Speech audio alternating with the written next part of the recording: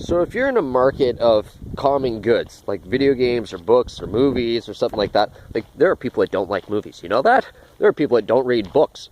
Well, the problem is, if there are not several good things to buy, someone's not going to go and buy any of the good things because they're not in the market.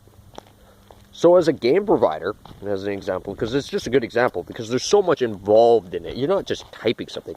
There's programming. There's a whole economic sector. And when you talk about movies, there's so much more political dynamics. You kind of want to focus on those things instead of the economics. So you got a half-decent game. But it's the only good game on the console. So no one's going to buy the console to play your damn game. And particularly, no one's going to buy that game if they don't have the console in the first place. So if someone else is making a half-decent game, you're going to sell twice as many of your game because they have an incentive. And it's the same way with novels or movies or shovels or anything. They buy into a culture.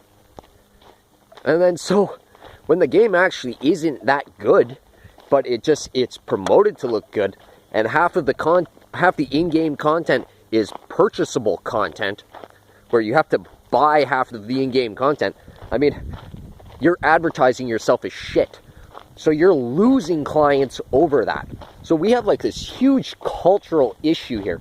And the problem is, this corresponds directly into business. This is not about video games. This is about the industrial economics of our cities.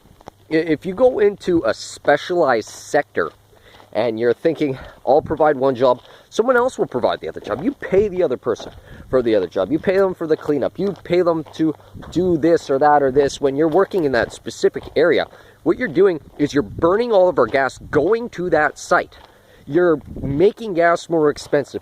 You're making things more expensive for the client. You're making the entire economy inflated. And when you have an inflated economy, it's harder on you, but not only that, it just ends and no one likes you anymore. It's not because of the way that you contribute your services, like you're unappreciated. It's that they don't have time to appreciate anything because everything is systemically unappreciable. And so what you've done is you've backed yourself into a corner by blowing our non-renewable resources, exacerbating all of our cultural and economic woes and political woes, because political woes are tied into how we share our resources and how we spend our personal time, but also what we need of one another in order to go about our day and appreciate one another. And generally speaking, most people just don't appreciate anyone, and that's the actual real problem here. They're actually just economic parasites. And that has become our culture. And there isn't going to be anything left. We're pumping our gas to Americans so they can spend 80 cents while we spend $1.50 on it.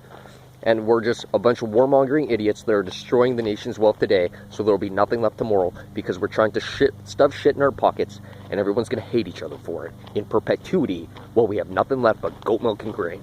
You say appreciating the fact that you can exploit someone's indolence for your own prospects is appreciation. You're fucked. You're fucked.